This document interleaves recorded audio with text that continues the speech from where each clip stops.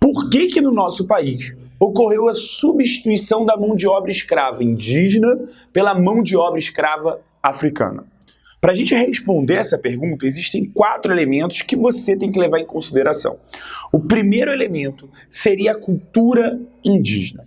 Segundo alguns historiadores, o índio tinha uma cultura de trabalho diferente da caça, da pesca, e não estaria habituado ao trabalho regular numa lavoura de açúcar, por exemplo. Diferente do escravo africano, esse cara já tinha o hábito desse tipo de trabalho, porque a escravidão já existia no continente, assim como o açúcar, por exemplo. O segundo ponto que vocês têm que saber é a crise demográfica indígena. No contato entre o europeu e o índio, muitos índios morreram por doenças na qual esses caras não tinham sistema imunológico para resistir. Por exemplo, a gripe. Coisas que para a gente são coisas simples, naquele momento eles não estavam preparados para resistir a isso. Um terceiro fator não menos importante e central é a questão da oposição da Igreja Católica à escravidão do índio. Você viu no nosso vídeo a questão indígena no Brasil com o professor Lucas Arnaud, como que a igreja tinha um projeto de catequização do índio, de uma suposta salvação da alma desse cara, diferente do escravo africano que já tinha sua alma condenada. E por fim, o quarto fator que eu quero me debruçar com mais cuidado aqui hoje seria o alto lucro do tráfico de escravos, formando no nosso país uma elite colonial conhecida como os comerciantes de grosso trato. Comerciantes esses que traziam escravos da África para o Brasil, verdadeiros traficantes de escravos. E esse é um ponto muito importante para a gente desenvolver aqui, o tráfico de escravo africano.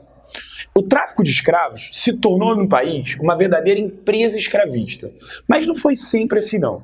No começo das relações entre o colonizador europeu e o africano, já existia na África guerras étnicas, guerras entre as etnias africanas que rivalizavam no continente e essas etnias já se escravizavam, mas numa escala muito pequena. O português começou a perceber esse processo e começou a estimular um tráfico interno, um tráfico de uma região da África para outra, principalmente saindo de um lugar na costa leste ou na África Central e indo para o reino de Gana, que era o chamado Reino do Ouro, onde aqueles caras precisavam de mão de obra para extrair esse mineral. Acontece que, com o passar do tempo, essa atividade começou a se mostrar cada vez mais lucrativa. E os portugueses que estavam na África desde 1415, quando chegaram a Ceuta, lá no norte da África, começaram a entender que aquele movimento poderia se tornar ainda mais lucrativo. Foi aí que se iniciou o chamado tráfico transatlântico. Segundo o historiador Luiz Felipe Alencastro, as primeiras levas de escravos que chegam no Brasil saídos da África chegam aproximadamente aqui em 1550, 1560, e naquele momento ia começar a se formar o que eu já falei, uma empresa escravista. Porque os portugueses vão começar a estimular, meu amigo, a escravidão cada vez mais na África. Vão estimular as guerras entre as etnias para a produção de cativos, lembrando, nessas guerras os perdedores se tornavam cativos, para que cada vez mais esses cativos fossem comercializados. Então os portugueses iam na África, pegavam os escravos, traziam para o Brasil. O pagamento normalmente era feito na lógica do escambo, da troca de mercadoria. Um escravo por álcool, um escravo por armas de fogo, enfim, por vários produtos diferentes. É aqui que entra a chave da questão. Esse tipo de relação que a gente está vendo agora trouxe consequências gravíssimas para a África, principalmente um aumento gigantesco do número de cativos. Algumas pessoas afirmam que o tráfico transatlântico isenta os portugueses de responsabilidade porque os africanos já faziam a escravidão, já tinham essa prática. Só que isso está errado, cara. Por que isso está errado? Porque quando os portugueses chegam lá, eles percebem que isso era uma prática? Sim, mas eles estimulam isso a um nível jamais visto até então. Eu vou te contar aqui 3 dados só para você entender o que eu estou falando. O número de escravos que saíram da África ao Brasil beiram a casa de 12 milhões de vítimas. 36 mil viagens saíram da África para a América. 70% paravam no nosso país. É claro que os portugueses têm um dedo muito forte nessa ferida. Os caras são responsáveis por isso. E responsáveis pelo quê, Pedro?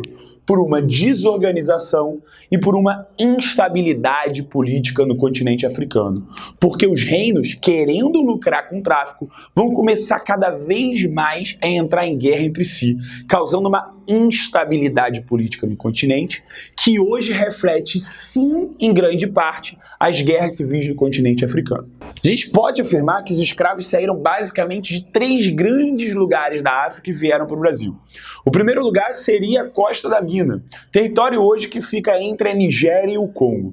O segundo seria Angola, Moçambique, as ex-colônias portuguesas que ainda falam português como idioma oficial. E por fim, o Golfo do Benin.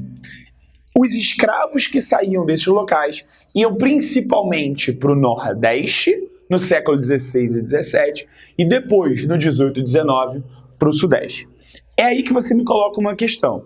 Tá bom, Pedro, mas como era a vida do escravo aqui dentro? Qual é a complexidade dessa relação entre o escravo que sai do seu continente e entra aqui? É isso que você vai ver agora no próximo quadro. Passa aí, estagiário. Então, galera, nessa segunda parte da aula, a gente vai tentar discutir um pouquinho como que esses escravos que saíam desse tráfico transatlântico desembarcavam aqui e como eles viviam. A lógica da escravidão no Brasil segue aquela lógica clássica que você já sabe. O escravo era sim uma propriedade privada do seu senhor. Por causa disso, ele era tratado como um bem, como um objeto, ele era objetificado. E o senhor tinha o direito de fazer o que bem entendesse com o seu escravo. Reprimi-lo, espancá-lo, violá-lo, enfim. Mas os historiadores cada vez mais vêm pesquisando e se debruçando sobre o tema e mostrando como essa relação é muito mais complexa do que se parece. A historiadora Keila Klimberg mostrou pra gente como que os escravos africanos se colocaram contra essa lógica da propriedade privada. Como? Mandando petições, cartas à coroa portuguesa, reclamando de ações dos seus senhores. Vigorava no Brasil desde 1603 as chamadas Ordenações Filipinas, conjunto de leis que regia a colônia brasileira. Só que esse conjunto de leis não tinham leis muito claras falando sobre a questão da escravidão. E os escravos se utilizavam disso. Reclamavam principalmente dos castigos físicos abusivos. E é engraçado aqui, os caras não reclamavam da escravidão como instituição, não reclamavam do castigo, mas sim da severidade do castigo. E isso alertava a coroa portuguesa para práticas que eram feitas dentro do Brasil. E engraçado, e a Keila mostra isso também, como que os historiadores vão apontar que a coroa portuguesa se preocupava com isso e mandava orientações aos senhores de engenho do tipo: cuidado com o tipo de castigo físico que você está implementando. Não seja severo demais. Você tem que ter um senso de justiça. A coroa portuguesa não estava fazendo isso porque ela tinha uma pegada humanitária, mas sim porque entendia que um castigo físico que era severo ao extremo poderia gerar o quê? Revoltas. Isso não era interessante para a coroa portuguesa. Olha como a relação entre senhor e escravo não era simples naquela dicotomia senhor e escravo. Não, o escravo é um agente desse processo. Ele é um protagonista da sua história e ele vai reivindicar isso.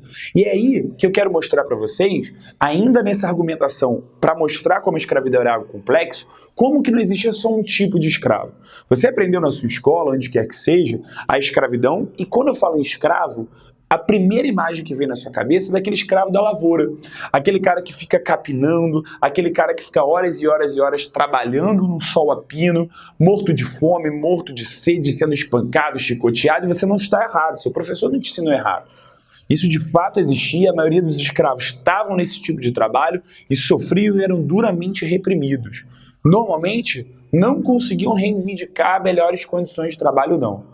Mas existiam outros tipos de escravidão. A escravidão não se resumia a isso. Existiam relações mais complexas. Existiam outros tipos de trabalho, como, por exemplo, o trabalho dos escravos de ganho. Quando que você pensou na sua vida que um escravo poderia trabalhar e receber por isso? Os escravos de ganho exerciam esse tipo de trabalho. Os seus senhores permitiam que, após os seus turnos de trabalho, o que quer que seja, eles fossem nas cidades, nos centros urbanos e vendessem a sua força de trabalho. Viravam cabeleireiros, barbeiros, as mulheres vendiam doces, salgados, comida, o que quer que seja. E esses caras iam ganhando um salário por esse tipo de trabalho e que, juntando, com o passar de muitos anos, poderiam comprar sua alforria. Outro tipo de trabalho interessante é o da mucama.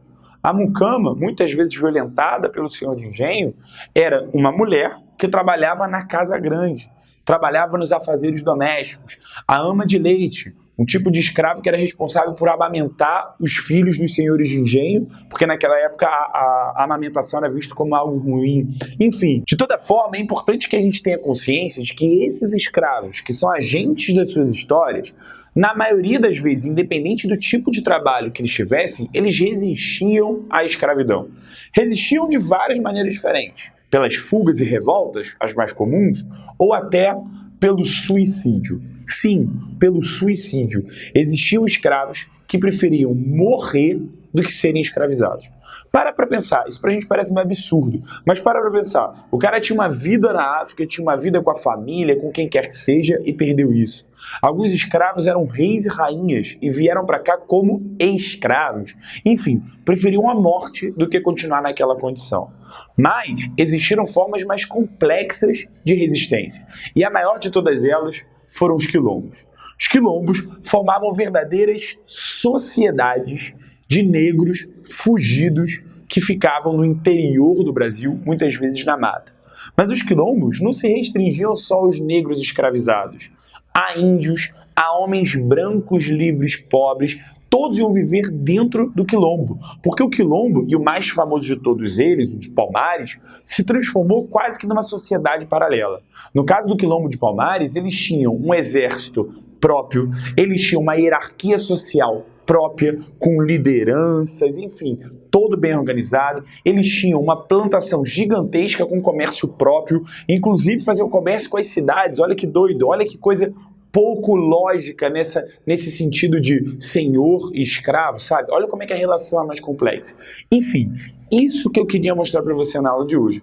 Mostrar como que a escravidão é algo complexo e como que o escravo africano atuou como agente do processo da sua própria história, seja na época do tráfico, ou seja, já no Brasil colônia, resistindo a esse processo. E eu queria te fazer um pedido. Se você gostou dessa aula, é muito importante pra gente que você curta ela, que você compartilhe com seus amigos, que você se inscreva no nosso canal e ative as notificações, para que a gente possa continuar produzindo esse tipo de conteúdo de qualidade, um conteúdo gratuito aqui para te ajudar com seus objetivos. Muito obrigado, valeu!